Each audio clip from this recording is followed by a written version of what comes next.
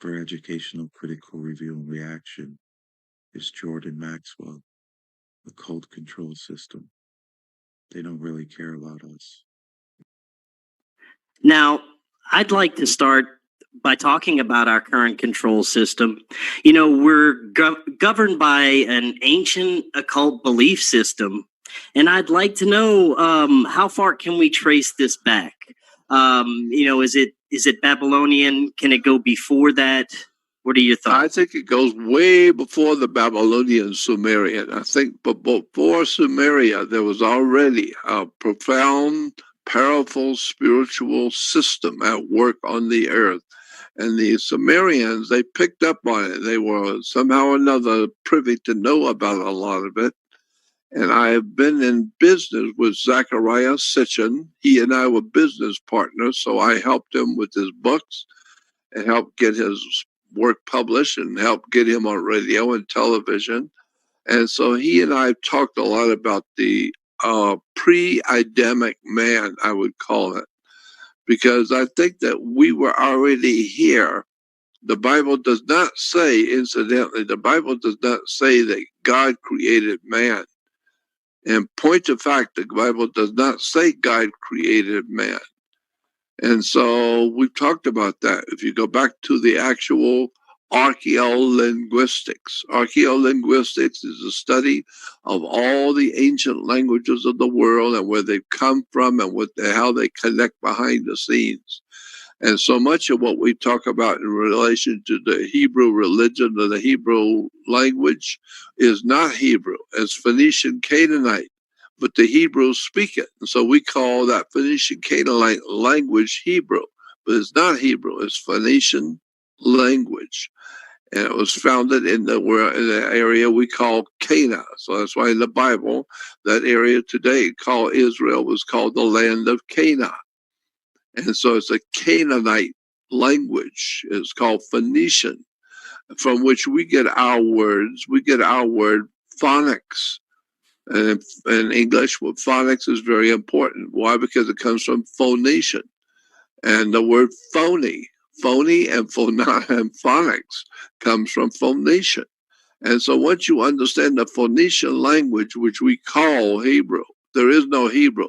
There are Hebrew people who speak the language. And so we say their language is Hebrew. No, it's not Hebrew. It's Phoenician Canaanite. But once you understand those words and you go back, and I've talked with the rabbis for over the many, many years, and since 1960, almost 60 years, I've been talking to all the researchers and writers, rabbinical authorities, Jesuit theologians. I've talked with so many people who are very knowledgeable about the ancient languages of the world. And everyone agrees that nowhere in the Old Testament Bible, what we today call Old Testament Bible, nowhere does it say that God created man. That's a misunderstanding. It doesn't say that. And that's a very important point. A lot of religious people in the Western world believe that God created us, but that's not what the Bible says. It does not say God created man. That's a whole subject in itself. Right. And it seems that once you get to the Roman Empire, they really, I guess you could say, perfected this current slave system that we're in today, wouldn't you say? That's exactly right. They perfected the system. They certainly did. And boy, did it work well. They were ruthless in their power. They were power hungry and ruthless in it. They laid down a law, and if you don't accept that law, they cut your head off. They deal with you right now. If you even act like you're going to rebel against the Roman law, they'll deal with you very harshly, very quick. And so it was well understood in Europe, don't mess with Caesar. When the government says something, you just do it. Don't ask any questions, because they'll send in the military troops, and you'll wish to hell you'd have never been born, because they come in and kill everything. And so I understand where the system came from and what the words mean and the terms and the symbols, because I've been looking at it for 60 years. And believe me, The world, and I'm famous for saying this, the world does not work the way you think it does. It does not work the way you think it does. Nothing is what you think it is. There's always a bigger story behind the scenes yet. And I think one of the biggest things to come out of that is the illusion of choice that we have. Keeping us with that illusion keeps us, thinking that we are in charge of something, that we can make a difference somehow, right? Yeah. What's that comedian, George Carlin? Carlin, yeah. Yeah, he said the people who run this planet are very close knit people. It's like a club. It's a big club, and you ain't in it. And so once you understand that, yeah, they make the decision. It's called the golden rule. He who has the gold makes the rules. And so there's a whole world of usury, the way that they manipulate your mind with words and terms and concepts and ideas. And you come into the world as a baby.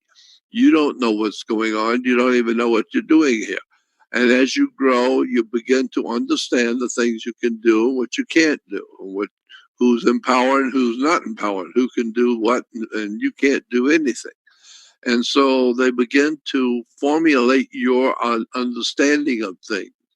And eventually you will accept it because you want to be a part of the human civilization. So you just accept what everybody else accepts. But you don't think about who laid down these concepts and ideas and law and government and theology and religion. Who actually told us what to believe and how to act.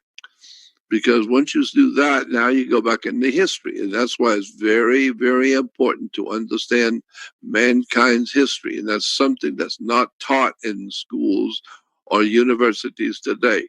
Most people do not know anything about the history of the human family, where we've come from and where we've learned what we think we understand, and our belief systems and all of this stuff is all part of history, and people have no idea in the world what's been going on the earth. And it's really one hell of a story.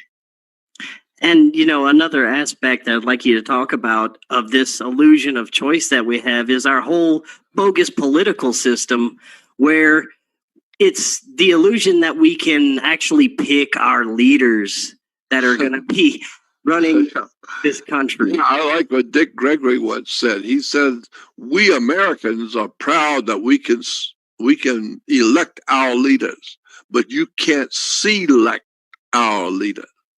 Somebody else selects them. You just elect them. So don't think you can depend on how you can pick your leaders. No, you pick the leader that you like of the ones that were already selected for you. You don't select who that you want to run. You just vote for the ones who are running. And the ones who are running are usually already in the employ of the powers that be. So what these people that are running for government, are running for office in government, they already work for the boss who runs the country. They're already there. That's why you are changing the administration.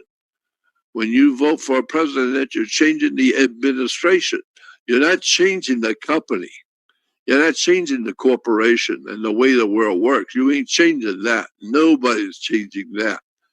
But you are changing the administration as to how your country will operate in relation to the corporation and in relation to the way the world works.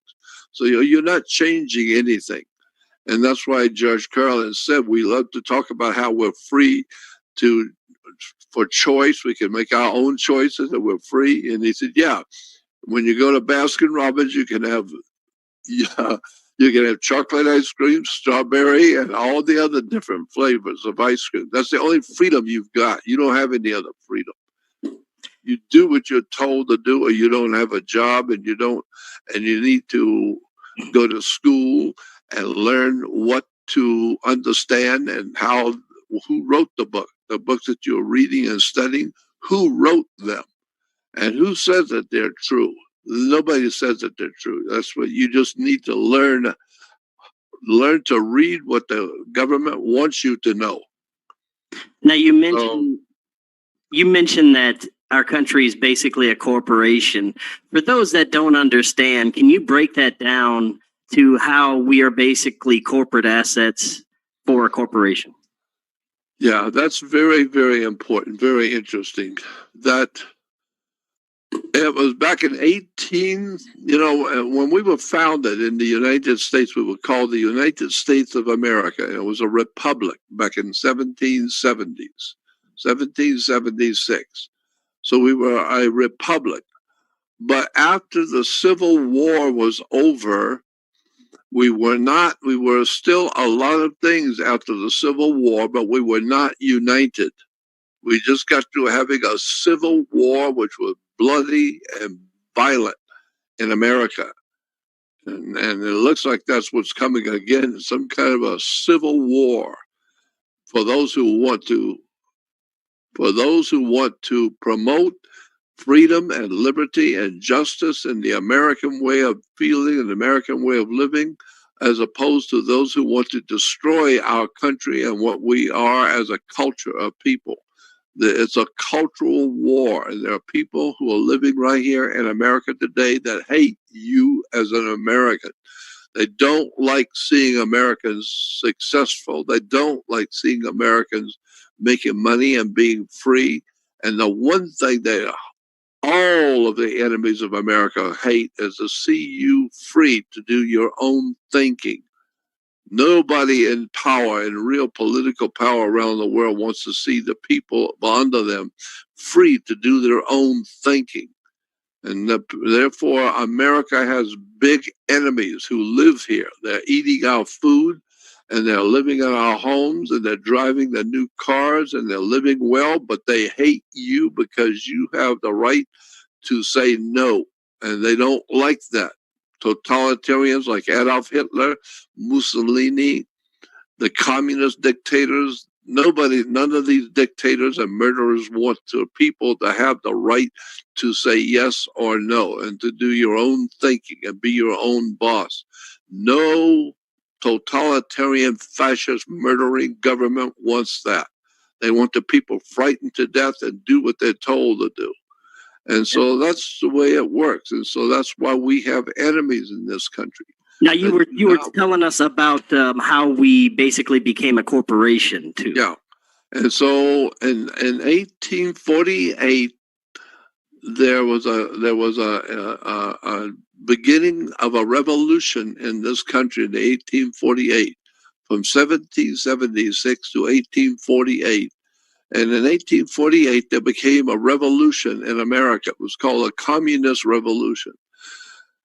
And ultimately, it brought about the collapse of the United States of America. There was a great civil war.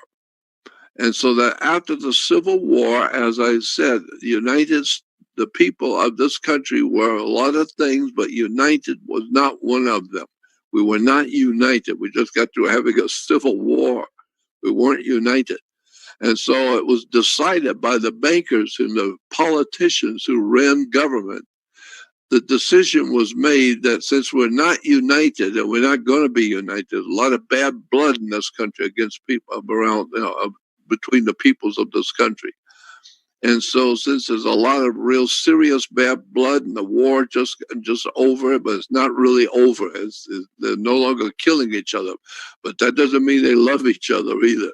So the war is now over, but it's not really over. So what are you going to do about all the people who are living here? They're already living here. They all want to eat, and they all want to grow, and they all want to have children and have their life. So how are you going to get them to work together?